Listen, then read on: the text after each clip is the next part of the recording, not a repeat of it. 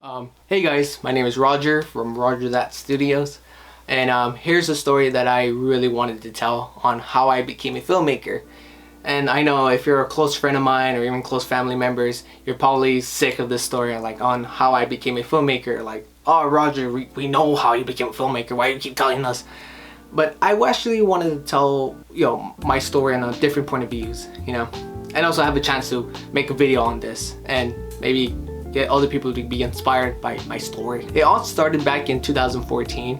I guess I really wanted to become an actor because as a kid I was obsessed on like movies and cartoons and TV shows, and I told myself like, hey, I want to do that. I wanted to be a guy to perform on television and be a great actor, but in reality I'm not really a good actor. I kind of suck at acting. I'm not really a good actor, to be honest. I stutter a lot, always have bad speech problems, so I told myself like, yeah, I'd just rather be a locksmith because I feel like it'd be simple for me. But 2015, when I was a freshman in high school, after school, there was an after school program about drama, and that really changed everything in my point of view. Literally the first day in high school, I was a freshman, sitting down in my first period class.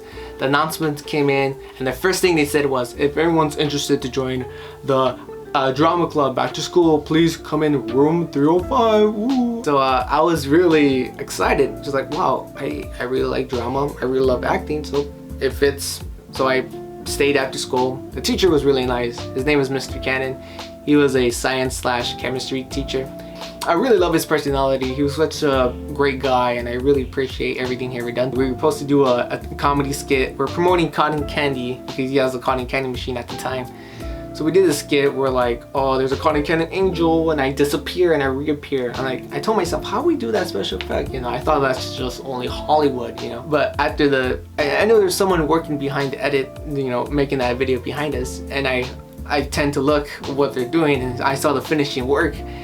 There's something about that one scene, that one specific video, that one scene of me just teleporting on one scene into another scene really changed something in me, that really sparked the interest of filmmaking just because of that one video I did in high school. I guess since after that experience, I started downloading a bunch of videos, or a bunch of editing softwares at my phone at the time, because I didn't have any fancy cameras or a computer to do all these fancy things. I just have a smartphone, and that's all I know.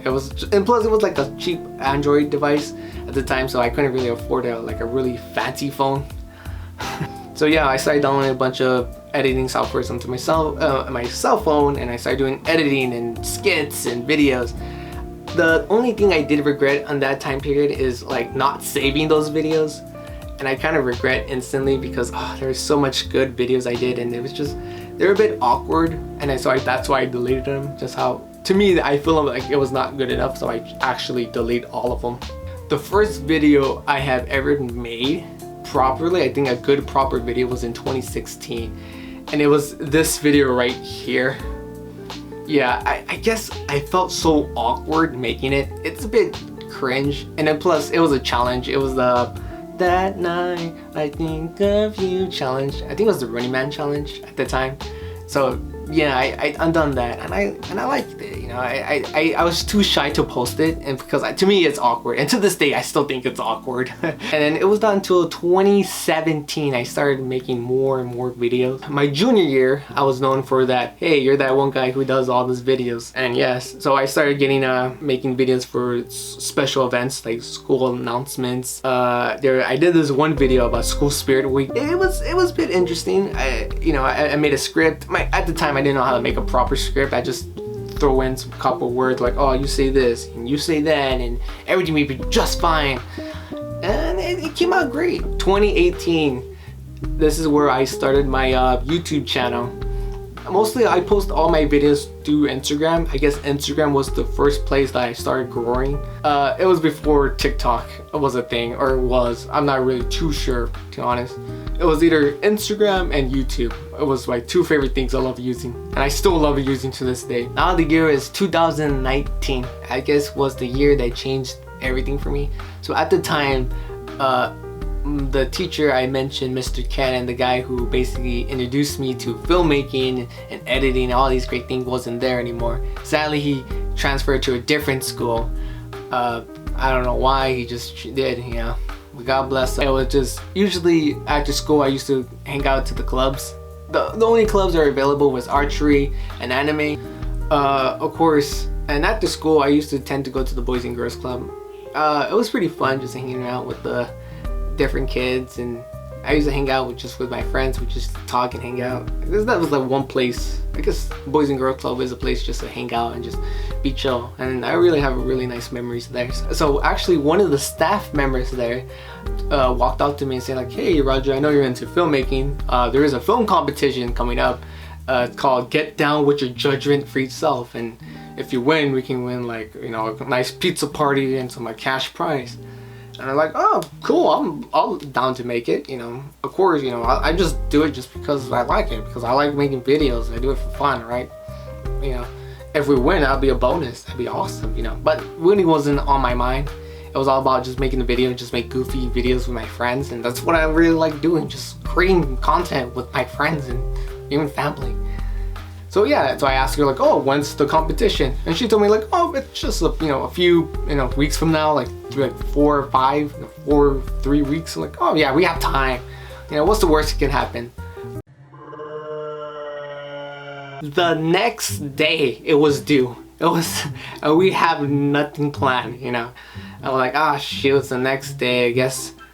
You know, at the time we were at the club and we were panicking like, okay, we should probably do something, you know, because like it's literally the next day. So like, "Oh, let's just do it." And then one of my friends suggested like, "Let's just do it right now. Let's just think of something." Wait, let's just pause it right here. I actually forgot to mention, what is the video contest about? So basically, the video competition is a PSA video about not to bully.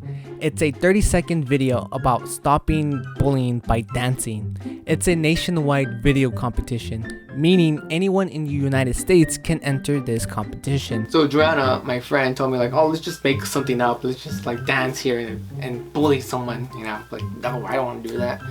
So we all went home, and I thought of something, and so I came up with the script, I came up with the idea, and even the music, like, "Hey, we should use this and that, because that'd be cool, we do this." So we got to work. So the next day, that video contest video was actually due today. So what I managed to do was to film with my little camera and got everything together, got some random people to do the background, and it actually came out great. I really enjoyed it. The video editing was a bit rough because again, I didn't have any fancy editing software. I just used my cell phone just to edit the videos.